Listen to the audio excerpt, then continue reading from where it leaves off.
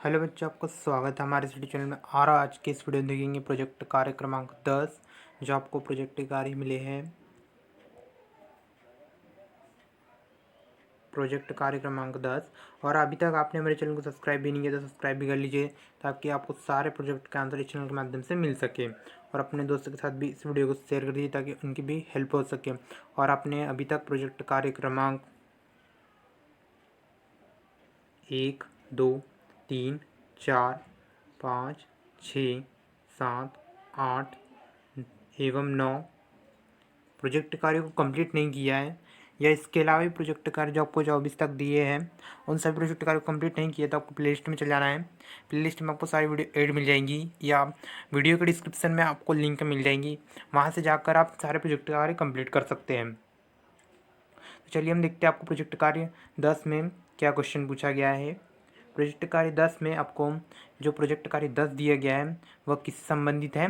कृषि पर आधारित प्रोजेक्ट कार्य आपको दिया गया है। तो बच्चों चलिए देख लेते हैं हम आपको फर्स्ट क्वेश्चन क्या पूछा गया है। आपको यहाँ पर बता दिया गया है कि यह प्रोजेक्ट किस पर आधारित है? कृषि पर आधारित है। कृषि पर आधारित प्रोजेक्ट कार्य कृषि पर आधारित प्रोजेक्ट कार्य अपने माता पिता अभिभावकों को के सहयोग से पूर्ण कीजिए। आपको ये निर्देश दे दिए गए हैं। और आपसे फर्स्ट क्वेश्चन क्या पूछा गया है? आपसे फर्स्ट क्वेश्चन पूछा गया है ग्रीष्मकाल में कौन कौन से ग्रीष्मकाल में कौन कौन से अनाजों का उत्पादन होता है, उनके नाम लिखिए। बच्चों जैसा कि अभी ग्रीष्मकालीन ऋतु में कौन कौन से अनाजों का उत्पादन होता है इसके बारे में आपको बताना है और उनके नाम भी लिखना है। अगर आप गांव में रहते हैं तो आपको इसका आंसर ज़्यादा अच्छे से पता होगा। तो चलिए हम इसका आंसर देख लेते हैं। बच्चों इस ऋतु मीन्स आपको ग्रीष्म ऋतु में बोई जाने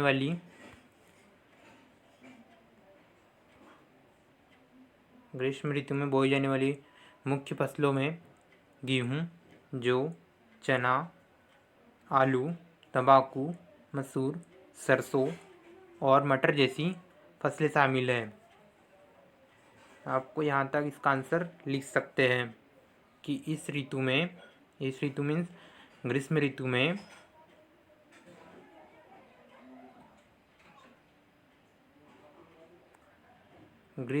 में बोई जाने वाली मुख्य फसलों में गेहूँ, जौ, चना, आलू, तंबाकू, मसूर, सरसों और मटर जैसी फसलें शामिल है।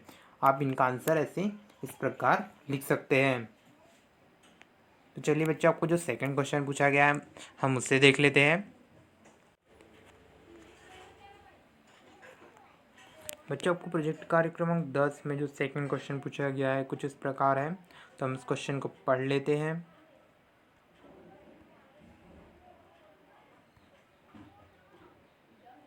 बच्चों आपको सेकंड क्वेश्चन पूछा गया है कि इन फसलों के उत्पादन हेतु भूमि की जुताई के लिए किन किन यंत्रों का उपयोग किया जाता है। इन फसलों मीन्स आपको ग्रीष्मकाल में फसलों के उत्पादन हेतु भूमि की जुताई के लिए किन किन यंत्रों का उपयोग किया जाता है उनके नाम लिखना है यहाँ पे। तो ये जैसे मैंने आपको पहले बताया, यह पूरा प्रोजेक्ट आपको किससे संबंधित है? कृषि पर आधारित ये प्रोजेक्ट है। तो आपसे यहाँ पे क्वेश्चन पूछा कि इन फसलों मीन्स ग्रीष्मकाल में जो आपके मैंने बताया गेहूँ, जो सरसों, तंबाकू और जो आपकी फसलें थी, मैंने अभी आपको जो फर्स्ट क्वेश्चन में आपसे पूछा गया था उससे संबंधी ये सेकंड क्वेश्चन बना है। तो इनकी जुताई किन यंत्रों के द्वारा की जाती है, तो इसका आंसर हम देख लेते हैं। बच्चों से आपको सेकंड क्वेश्चन पूछा गया था कि ग्रीष्मकाल में फसलों के उत्पादन हेतु कौन कौन से यंत्रों का उपयोग किया जाता है, तो वह यंत्र कौन से हैं और उन यंत्रों के को नाम भी लिखना था। तो हमने यहाँ पे कुछ यंत्रों के नाम भी लिखे हैं। जैसे कि हमें लिखा है जुताई यंत्र में सब जुताई यंत्र कौन कौन से हैं, तो हमने उसके नाम भी लिखे हैं। एक पहले नंबर पे क्या लिखा है हमने? हल लिखा है। दूसरे नंबर पे हीरो और कल्टीवेटर भी लिखा है यहाँ पे, इसका इंग्लिश नाम हेरो और कल्टीवेटर यहाँ पे हो जाएगा। फिर हमने थर्ड पे लिखा है पाटा और बेलन, यहाँ पे हमने 3 ये जो हो चुके जुताई यंत्र। और चौथा हमने जो लिखा है अन्य छोटे यंत्र, जैसे कि जो अन्य छोटे छोटे यंत्र होते हैं जैसे खुरपी, रेक, हैंड हो या इत्यादि। तो अभी जो 4 पॉइंट है इनमें से आप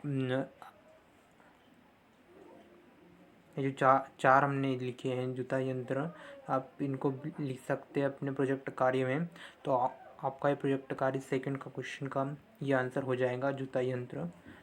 ग्रीष्मकाल में उत्पादन होने वाले अनाजों में उपयोग आने वाले यंत्रों के नाम लिखिए। तो इस आंसर कुछ इस प्रकार हो जाएगा। चलिए बच्चों हम देख लेते हैं आपको थर्ड क्वेश्चन क्या पूछा गया है। बच्चों आपसे थर्ड क्वेश्चन पूछा गया था कि इस प्रोजेक्ट कार्य 10 में थर्ड क्वेश्चन पूछा गया अच्छी बीजों का चयन किस प्रकार किया जाता है।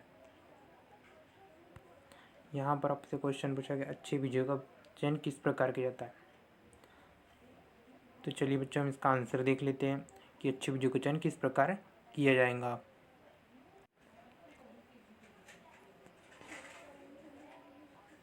बच्चों अच्छे बीजों की विशेषता या हमें अच्छे बीजों का चयन किस प्रकार किया जाता है, तो हमें क्या करना है, अच्छा बीज कंकड़, अच्छा बीज जो होता है, अच्छा बीज कंकड़ पत्थर व धूल रहित होना चाहिए। इसकी यह पहली विशेषता है कि अच्छे बीज का हम चयन कैसे किस प्रकार कर पाएंगे कि वह अच्छा बीज कब कहलाएगा, जब उसमें कंकड़ पत्थर व धूल रहित होगा तो वह क्या कहलाएगा अच्छा बीज। अच्छा बीज का चयन का फर्स्ट बिंदु हम यही रखेंगे। और फिर अच्छा बीज कीटों से मुक्त होना चाहिए। किससे मुक्त होना चाहिए, कीटों से मुक्त होना चाहिए। और जो भी हम बीज लें, बीज का चयन करते समय सबसे महत्वपूर्ण क्या होना चाहिए, वह रोग मुक्त होना चाहिए ताकि आपको स्वस्थ फसल प्राप्त हो सके। तो यहाँ पे 3 पॉइंट बनाकर लिख सकते हैं जैसे कि मैंने आपको बताया। अच्छा बीज कंकड़ पत्थर व धूल रहित होना चाहिए। अच्छा बीज कीटों से मुक्त भी होना चाहिए। जो भी आप बीज ले, सबसे महत्वपूर्ण थर्ड पॉइंट में जैसे बताया आपको कि वह रोग मुक्त होना चाहिए ताकि आपको स्वस्थ फसल प्राप्त हो सके। अगर आपका बीज ही खराब रहेगा तो आपकी फसल ही अच्छी प्राप्त नहीं होगी। अगर आपका बीज का चयन आप अच्छे से करते हैं तो आपकी फसल अच्छी होंगी। तो चलिए बच्चे हम देख लेते हैं आपको जो चौथा क्वेश्चन पूछा गया है प्रोजेक्ट कार्य 10 का, उसका आंसर उसका क्वेश्चन पहले हम पढ़ लेते हैं। बच्चों आपको चौथा जो क्वेश्चन पूछा गया है, क्या पूछा गया आपसे, फसलों की सिंचाई हेतु किन किन जल स्रोतों एवं संयंत्रों का उपयोग किया जाता है, नाम लिखिए। आपसे क्या क्वेश्चन पूछा गया था, आपसे क्वेश्चन पूछा गया है फसलों की सिंचाई हेतु किन किन जल स्रोतों एवं संयंत्रों का नाम लिखिए, किया जाता है उनका नाम भी लिखना है। तो चलिए देख लेते हैं इसका आंसर। बच्चों आपको जो क्वेश्चन पूछा गया था कि फसलों की सिंचाई हेतु कौन कौन से स्रोतों जल स्रोतों एवं संयंत्रों का उपयोग किया जाता है, तो सर्वप्रथम क्या करते हैं, स्रोत कौन कौन से हैं उनके बारे में देख लेते हैं। तो यहाँ पे हमने लिखा भारत में सिंचाई का सर्वप्रथम स्रोत है नहरें। सबसे प्रमुख में कौन है, हमने पहले रखा है नहरें रखा है। फिर तालाब जो सर्वप्रथम जल स्रोतों में है। फिर कुएं व नलकूप या जो अन्य स्रोत आते हैं उन्हें भी हम लिख सकते हैं। तो आप क्या कर लीजिए, जो हमें फसल उत्पादन में जो सिंचाई के जल स्रोत, फसल उत्पादन में जो जल स्रोत व संयंत्रों का उपयोग किया जाता है उसमें सर्वप्रथम स्रोत है। तो स्रोत हम जल स्रोत हमें कहाँ कहाँ से प्राप्त होते थे, नहरें प्रमुख है, तालाब प्रमुख है, कुआं व नलकूप या अन्य स्रोत हो सकते हैं। तो हम चलिए देख लेते हैं अब हम जो उनको संयंत्रों का उपयोग किया जाता है फसल उत्पादन में।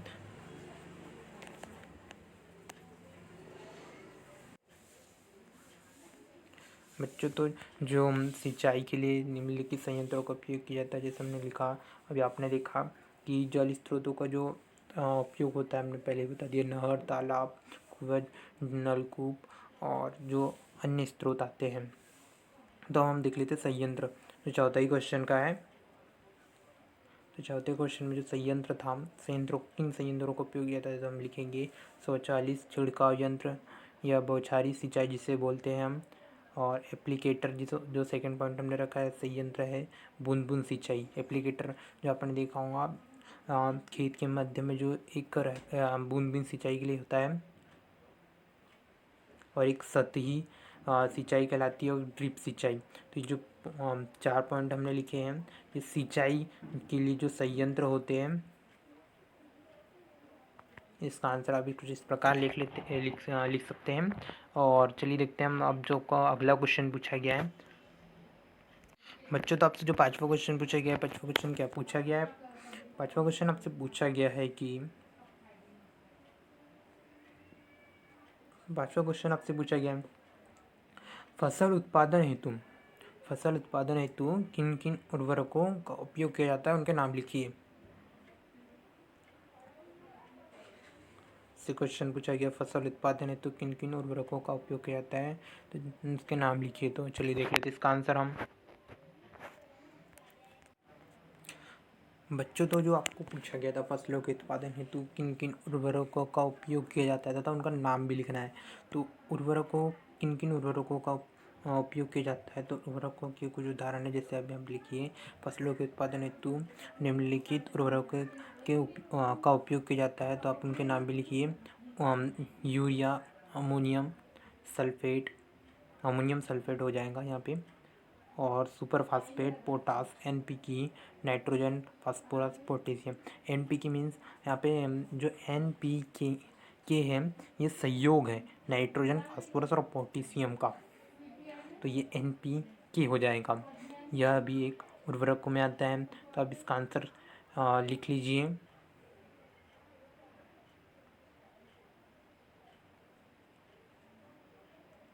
तो यहाँ तक आपका 5वां क्वेश्चन कंप्लीट होता है। तो चलिए बच्चों हम देख लेते हैं 6वां क्वेश्चन आपसे क्या पूछा गया है। बच्चों आपसे 6वां क्वेश्चन पूछा गया है कि फसलों को कीट पतंगों से बचाव हेतु, जैसे कि आपने देखा होगा फसलों में बहुत सारे कीट लग जाते हैं, तो उनसे बचाव हेतु किन किन कीटनाशकों का उपयोग किया जाता है। आपको पता होगा कि अगर आप गांव में रहते हैं तो आपको अच्छे से पता होगा कि जो फसलें होती है उन पर कीट लगते हैं, और उनसे बचाव के लिए जो छिड़काव किया जाता है वो कीटनाशक कहलाते हैं। कीटों से बचाव के लिए जो छिड़काव किया जाता है उसे कीटनाशक कहते हैं। तो हम कीटनाशक को उपयोग किया जाता है उनके नाम लिखना है कि कौन कौन से कीटनाशक होते हैं। इससे पहले हमने देखा कि किन किन उर्वरकों का उपयोग किया जाता है। अब हम देखते हैं इसका आंसर 6वें क्वेश्चन का आंसर कि फसलों के कीट पतंगों से बचाव हेतु किन कीटनाशकों का उपयोग किया जाता है। तो चलिए देख लेते हैं इसका आंसर। बच्चों तो आप इसका आंसर लिख लीजिए। जैविक एजेंट एवं जैविक कीटनाशक, ये दो ही ऐसे कीटनाशक हैं जिसका उपयोग फसल के बचाव हेतु कीटों से बचाव हेतु कीटनाशक के रूप में किया जाता है। या फिर आप नीम एक प्राकृतिक पेस्टिसाइड है जिसमें एजाड्रेक्टिन एवं सेलानिन तत्व पाए जाते हैं जो फसलों को। इसके अलावा भी आपको जो फसलों के बचाव हेतु नीम जो होता है एक प्राकृतिक पेस्टिसाइड है जिसमें एजाड्रेक्टिन एवं सेलानिन तत्व पाए जाते हैं जो फसलों को कीटों द्वारा खाने से बचाता है।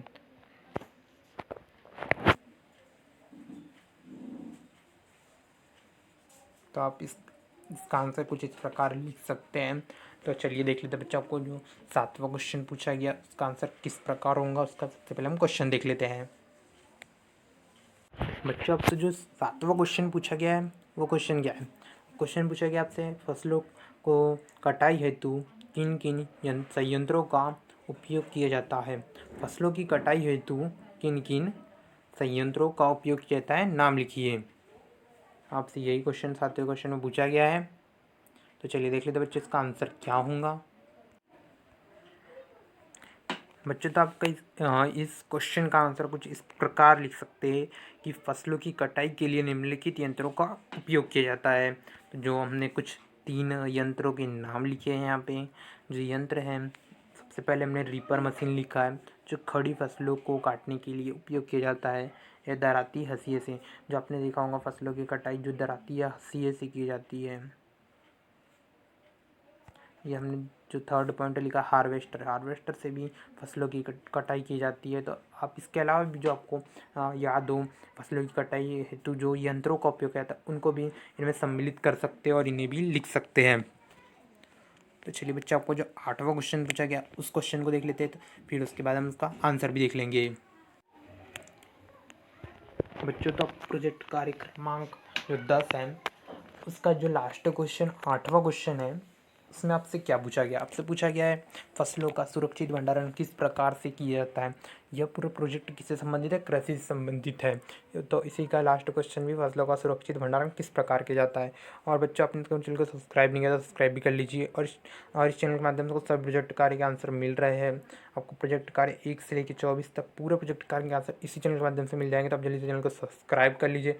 आपको चैनल की साइड में लाल कलर की बटन मिल रही होंगी सब्सक्राइब की, वहाँ से चैनल को आप सब्सक्राइब कर लीजिए। और अपने दोस्त के साथ भी इस वीडियो को शेयर कर दीजिए व्हाट्सएप ग्रुप में या व्हाट्सएप में आप इस वीडियो को शेयर कर दीजिए ताकि वो भी चैनल को सब्सक्राइब कर सकें।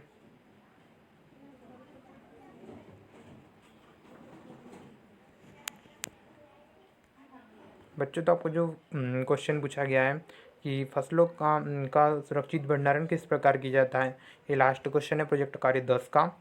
तो इसका आंसर हम देख लेते हैं आपसे।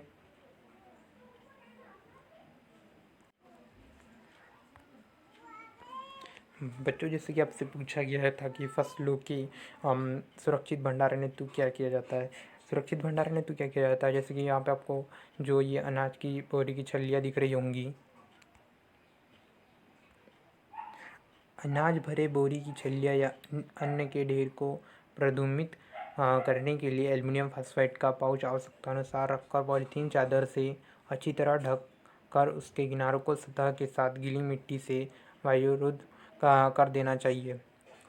जैसे कि आप फर्स्ट टर्म वाक्य की बात करें तो अनाज भरे बोरी की छलियाँ या अन्न के ढेर को, ये जो यहाँ पे आपको चित्र भी दिख रहा हो,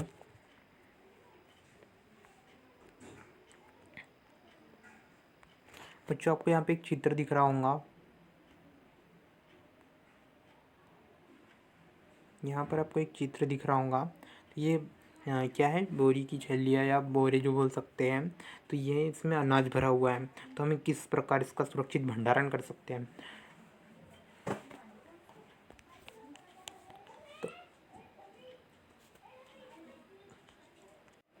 तो हम अनाज का भंडारण किस प्रकार करेंगे। तो जो ये आपको अनाज की बोरियाँ दिख रही है, हम इसमें क्या करेंगे, इसमें प्रदूषित करने के लिए एल्युमिनियम फास्फाइड का सूत्र होता है AlP। इसका सूत्र हो जाएगा AlP मीन्स एल्युमिनियम फास्फाइड।